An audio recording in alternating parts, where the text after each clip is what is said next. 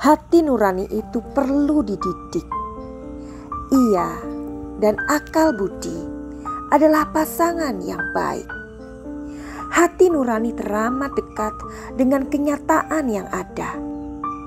Seringkali ia meminta-minta agar jujur berkata apa adanya. Seringkali terabaikan saja. Suatu hari hati nuranimu tak lagi peka. Itulah awal petaka.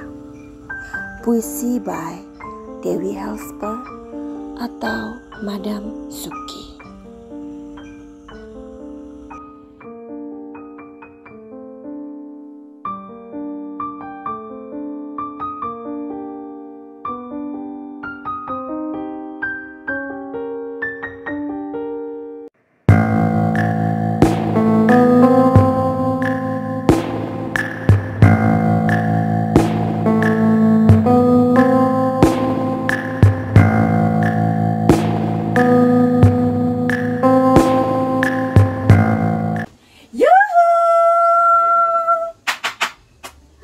Anybody home? Semoga kita disinari oleh kasih dan cinta.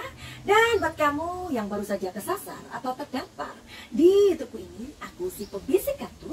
Aku tinggal di Belanda dan di Thailand. Dan buat kamu yang udah mengikuti videoku sejauh ini, terima kasih banyak ya. Dan banyak cinta buat kamu atau kalian. Hari ini aku kembali lagi karena ada beberapa pertanyaan dari kalian yang cukup menarik untuk dikupas. Nah, jadi ini mewakili aja ya Cin ya. Jadi mewakili beberapa orang saja karena ternyata aku mendapat pertanyaan yang hampir serupa seperti ini. Oke. Dari Ibunda Juwariah Ibu. Jadi beliau mengatakan, Sugeng Enjang nak Madam, Eyang dengar-dengar Eyang dengar bunga-bunga kok ingat Yosef lihat bak mandi. Yosef enggak lihat air warna apa, malah lihat bunga-bunga. Eyang orang awam dalam tarot apa feeling dan lain-lain. Tolong tetap semangat mengawal dalam kasus biadab merampas nyawa kaum Hawa yang lemah, ditelanjangi almarhum menanti keadilan. Ya. Jadi memang kasus Subang ini sudah berlama-lama, sementara juga banyak komentar-komentar orang yang mengatakan bahwa inilah kesempatan para YouTuber untuk mengambil sebuah kesempatan di kasus ini ya. Tetapi anyway, setiap orang bahwa memiliki nawaitu masing-masing. Kenapa mereka mengupas atau masih saja membahas kasus Subang yang belum rampung ini? Jadi kalianlah para netizen yang budiman pastinya mengerti kalau kami ini sebagai YouTuber sampai hari ini masih membahas hal yang sama ya, karena memang harapannya supaya kasus ini kan up terus ya, karena sudah terlalu panjang waktunya, belum juga ditentukan atau diumumkan. Jadi aku rasa sebagian dari YouTuber juga mempunyai harapan atau doa yang sama agar kasus ini up terus dan cepat untuk diketahui siapa pelakunya, karena ini baik untuk kedua almarhumah. Karena kedua almarhumah kita yakin dan percaya bahwa mereka sedang menunggu sebuah keadilan. Barangkali kalian juga sudah melihat video aku yang lalu-lalu, ada juga pesan arwah dari Ibu Tuti yang beliau memang datang kepada aku. Dan aku sempat nonaktifkan komentarnya karena sebagai jenayang aku hanya ingin menjadi seorang penyampai atau seperti tukang pos gitu ya, menyampaikan saja ini loh tanpa harus aku masuk ke dalam, karena pembacaan seperti itu, pembacaan dengan arwah atau apapun itu namanya di trading itu sangat-sangat berat, energinya akan tertarik.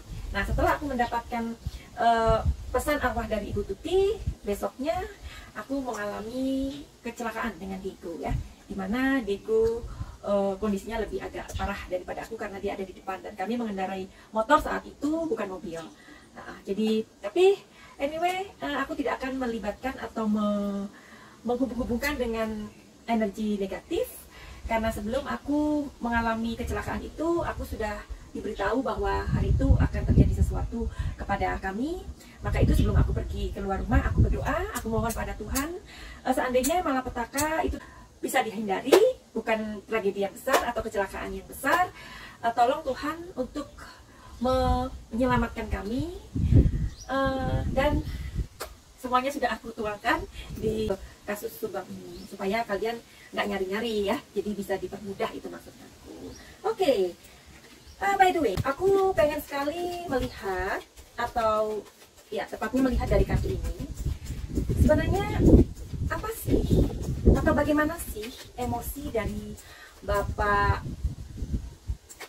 Yosef ini ketika sudah ada yang jatuh kartunya, ketika waktu itu ada bercak darah yang ditemukan di jaketnya.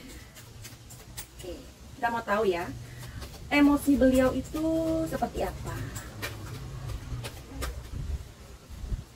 Ada lagi yang mau keluar, tapi aku kita bantu. Oke. Dan pertanyaan keduaku, apa yang dia sebut dengan bunga-bunga itu? Karena kata bunga-bunga ini sangat viral tampaknya di kasus Subang ini. Oke. Finally, kartu-kartunya sudah terbuka. Dan aku harus jujur bahwa tadi kartu-kartunya ketika aku shuffle dan aku baca, aku kesulitan membacanya.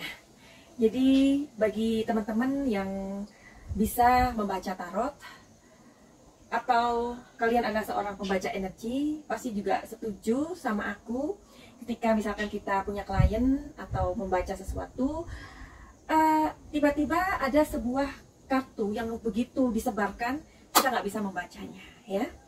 Kenapa seperti itu? Lagi aku tidak mau menghubung-hubungkan dengan kekuatan goib, ya. Yang aku percaya adalah negatif dan positif energi aja, udah gitu aja. Tadi sempat kelok, aku nggak bisa baca, even aku udah meletakkan semua kartu-kartunya. Dalam pekerjaanku ini memang aku sometimes mengalami hal-hal seperti ini ketika aku nggak bisa membaca kartu-kartu dari klien-klien aku. Jadi ini biasa aja kok ya. Nah, cuma memang agak lebih membutuhkan sedikit waktu untuk bisa terkoneksi dengan intuisi seperti itu. Oke, jadi ini adalah kartu-kartu yang pengen aku perlihatkan, ya, seperti ini. Terus ada kartu lagi, 2. Banyak kartu sebenarnya yang keluar, tetapi aku nggak mau membacanya satu-satu karena too much ya. Di setiap pembaca tarot memang berbeda-beda ya. Ada yang dibaca satu persatu, ada yang digabungkan aja. Kebetulan aku suka yang menggabungkan aja, seperti itu. Ini ada 2 kartu lagi, dan ini kartu-kartu yang kecil ya. Kemudian ada 1 kartu yang, oh my god, terbang semua. Jadi untuk membacanya juga aku nggak mau yang terlalu detail. Kenapa? Karena memang kita harus menjaga supaya tidak terjadi kehebohan gitu aja deh ya. Pembacaanku, coba kalian analisa sendiri, kalian cermati sendiri. Aku tidak pernah mau menyudutkan si A, si B, si C, si D ya. Makanya itu kenapa seringkali ketika kalian mendengarkan, seringkali dipikir seperti too much begitu. Karena memang dalam membaca kartu, aku tidak mau menjudge orang tersebut atau siapapun itu ya. Apalagi kasus ini belum ditentukan siapa tersangkanya ya. Well, tapi menariknya di sini aku menemukan, ketika aku mengambil secara random, aku menemukan kartu ini. Meskipun kalian bukan atau tidak bisa membaca kartu, tapi dengan melihat gambarnya aja, kalian pasti paham ya maksudku. Ini ada cinta segitiga. Oke. Dan di sini ada sebuah kunci. Oke. Dan di sini ada sebuah percekcokan, perdebatan. Ya. Dan karena ini adalah kartu Eropa, jadi untuk sesuatu yang spiritual, maksudnya spiritual ngerti ya, nggak usah dijelasin ya. Pastilah kartu ini akan muncul ketika kartu ini muncul, berarti ada hal-hal spiritual yang memang harus diwaspadai. Nah, ini bukan goib-goib lagi ya, ini mengenai hubungan beliau dengan almarhumah ya. Waktu itu kan pertanyaannya adalah bagaimana emosi Bapak Yosef ketika berada di TKP. Jadi kalau orang melihat sebuah kondisi, situasi rumah, kamu aja deh ya, kamu berada di suatu kondisi, kamu baru nyampe, kamu baru datang ke rumah ibu kamu, atau saudara kamu, atau siapalah ya, jangankan pasangan kita, ke rumah seseorang aja yang kita kenal, saudara kita, melihat rumahnya berantakan atau apapun, pasti kan ada ekspresi itu kan nggak bisa dibohongi, karena ekspresi itu datangnya immediately. Kayak misalkan kamu pas jalan, ada suara di belakang kamu, immediately apa? Wajah kamu bagaimana? Mata kamu gimana? Melotot. Kening kamu bagaimana? Reaksi dari pikiran kamu bagaimana? Kepala kamu langsung ketarik. Bisa jadi langsung pusing, karena mungkin kamu punya darah tinggi atau something like that ya. Nah, itu kalau kita bicarakan ekspresi. Nah, yang aku katakan di sini adalah emosi. Oke. Beratnya. Jadi kartu ini sangat berat kalau aku baca yang sebenarnya. Seperti tadi aku bilang, aku bukan orang yang mau membuat ketika aku datang ke YouTube atau memberikan sebuah konten seperti ini. Ketika aku membuat konten, aku sama sekali nggak pengen menjadi orang yang gimana ya. Aku sama sekali nggak pengen membuat sebuah kehebohan, itu aja. Karena ketika aku mengatakan sesuatu, belum tentu orang lain yang mendengar akan setuju atau bagaimana, ya kan? Nah, jadi karena yang menangkap dari pembicaraanku pasti orangnya yang berbeda-beda dengan cara pikir, sudut pandang yang berbeda. Baiklah. Jadi aku baca satu-satu aja deh, bahwa aku untuk membaca kartu, aku tidak suka yang satu-satu karena terlalu ribet menurut aku. Aku lebih suka ketika melihat kartu itu, aku membacanya langsung. Tapi aku akan memberikan kisi-kisinya aja sama kalian ya, dan kalian baca sendiri. Oke, gitu aja ya kali ini kalian. Karena ini sudah memasuki tahap-tahap yang mulai genting gitu loh ya. Oke. Jadi di sini ada slowing down. Ini kita ngomongin emosi ya. Ingat, emosi Bapak Y ketika ada di TKP ya. Slowing down. Di sini ada orang yang duduk-duduk ya. Duduk-duduk maksudnya bisa dikatakan bersantai-santai, tapi bisa juga artinya berbeda ya. Artinya mungkin beliau sedang melihat suasana tersebut ya. Terus di sini ada emosi yang merasa sendirian. Jadi mungkin waktu itu ketika berada di tempat itu memang benar-benar kok nggak ada orang, kemana semua ini. Nah itu ya. Oke. Dan kartu-kartu ini kartu berat, aku nggak perlu ngomongin ya. I'm so sorry. Tapi di sini ada dua kartu yang lebih menarik untuk aku bahas aja ya. Di sini keluar kartu The Moon. The Moon ini energinya sungguh sangat besar. Kalian boleh tanya Mbak Google, Mbah, artinya The Moon di tarot itu apa? Ya, kurang lebih seperti ini. The Moon artinya adalah kebenaran batin atau sebuah kebenaran ya. Atau juga atau bisa berarti tentang impian, imajinasi. Nah, terus artinya juga bisa kesuburan, the moon ya. Nah, jadi kalau misalkan kalian petani, terus kartunya yang keluar ini berarti panennya akan berhasil. Itu ya. Jadi tarot itu adalah sebuah seni membaca, bukan berhubungan dengan goib-goib, dengan jin-jin, terus bukan musrik-musrik, enggak. Jadi kalau kalian belajar tarot itu ada panduannya seperti ini ya, ada bukunya tebal-tebal, isinya adalah psikologi ya, tentang wisdom, tentang filosofi. Nah, jadi bukan musrik-musrik, bukan ya. Jadi jangan deso ya. Maksudnya deso itu jangan maksudnya segala sesuatu itu dihubungkan dengan itu musrik, padahal enggak sama sekali. Kalau kamu tahu artinya satu persatu kartu ini ya, kartu ini kamu tahu artinya, kamu akan nangis berbulan-bulan. Karena hati dan pikiran kita itu harus nyambung ke jiwa kita. Nah, makanya kan ada orang yang sering berdebat dengan dirinya sendiri. Kenapa? Karena belum ketemu dengan jati dirinya. Seperti itu. Oke, kembali ke sini ya. Jadi sekali lagi, jangan deso, jangan menganggap tarot ini berhubungan dengan jin atau dikatakan musyrik. Enggak. Ya, enggak sama sekali. Jadi setiap kartu memiliki arti, ya. Nah, terus ini kesuburan tadi bisa jadi ini adalah kebahagiaan. Kalau misalkan kamu datang ke tukang tarot, keluar kartumu ini di mana kamu masih bulan madu, berarti kalau kartu ini keluar, hidupmu akan membahagiakan dengan pasangan gitu loh ya.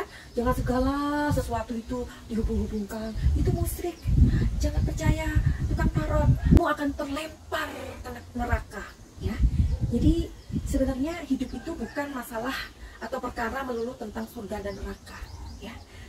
Tanpa atau sebelum kita menuju kematian pun hidup ini sudah ibaratnya surga dan neraka begitu ya.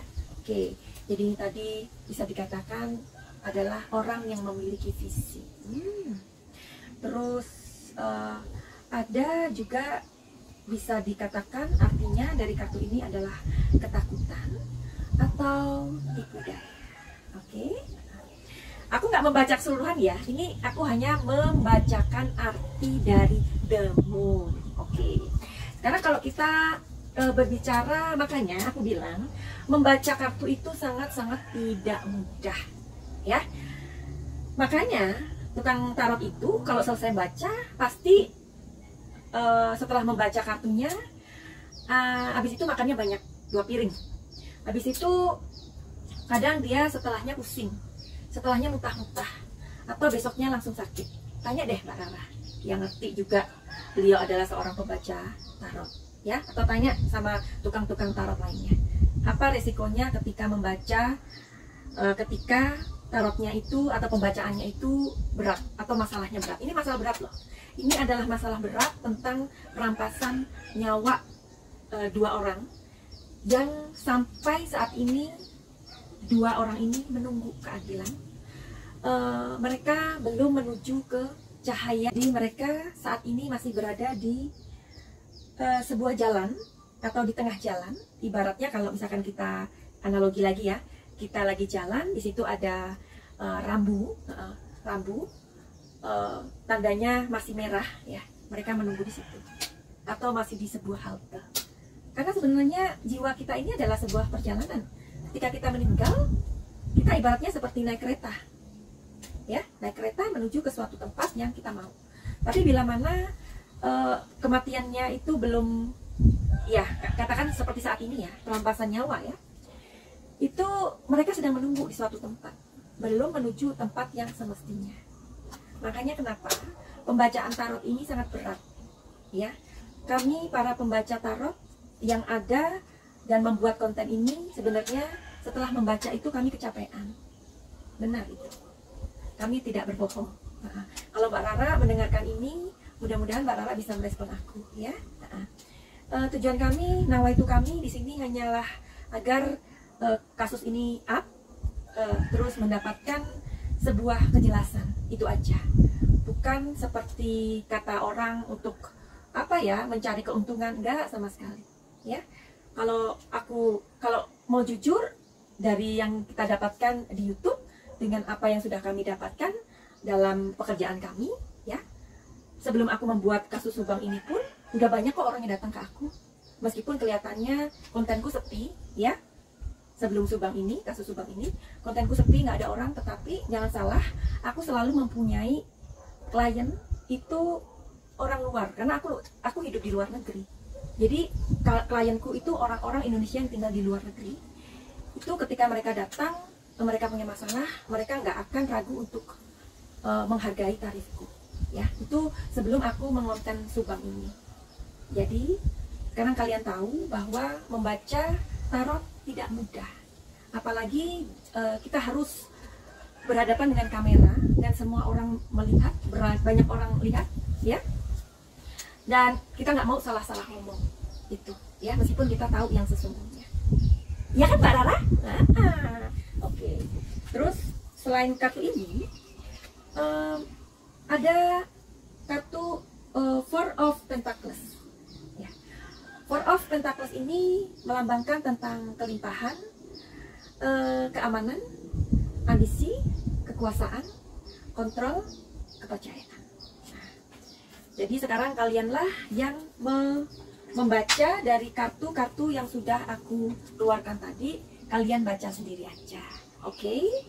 Di sini ada 2 kartu yang harus aku memang kasih perhatian, tentang cinta segitiga dan spiritual. Jadi kalian kalau sudah mengikuti kontenku ini sejauh ini, aku bahkan dari awal pernah mengatakan bahwa orang tersangkanya ini mendekati orang yang memiliki kemungkinan dia adalah seorang yang mempunyai kepribadian ganda, bukan psikopat ya, kepribadian ganda. Makanya aku membuat video yang judulnya apa itu ya, di dalam intuisiku. Buat video ini lama banget, sekitar 2 bulanan yang lalu. Samakah kasus Subang dan kasus kopi sianida ya? Barangkali kalian pernah melihat videoku itu, karena intuisiku menggiring ke sana ya. Nah, jadi ini. Oke, di situ aku membuat video. Sebenarnya aku sedang memberikan bocoran juga. Susah ya. Jadi dari pembacaan kartu ini,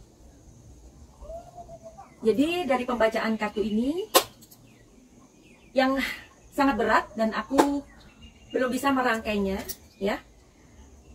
Tapi apapun yang tadi aku jelaskan juga belum tentu Bapak Yosep adalah tersangkanya ya, belum tentu. Bisa jadi orang yang memanfaatkan situasi dan kondisi ini, apalagi kita tahu mereka memiliki sebuah yayasan, ya kan? Oke, jadi sepertinya ini juga PR ya buat kita ya, karena aku seperti dikunci mulutku untuk tidak bisa membaca kartu ini ya, meskipun aku tahu. Baiklah, mungkin Mbak Rara bisa membantu. Oke, sekarang itu adalah pembacaan pertama tentang Bapak Y ini. Yang habis ini aku buat pembahasannya adalah tentang bunga-bunga itu.